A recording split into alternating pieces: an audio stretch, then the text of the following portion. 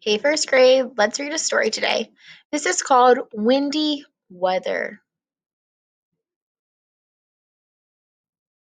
When air moves, we call it wind. Wind can be gentle or strong. A strong wind may be part of a storm. Here are facts about wind and four kinds of storms. A thunderstorm comes with thunder and lightning. It can bring a lot of wind and rain too. A hurricane is a storm that begins over water. It brings wind and rain to land. A blizzard is a snowy storm. It brings a lot of wind and snow.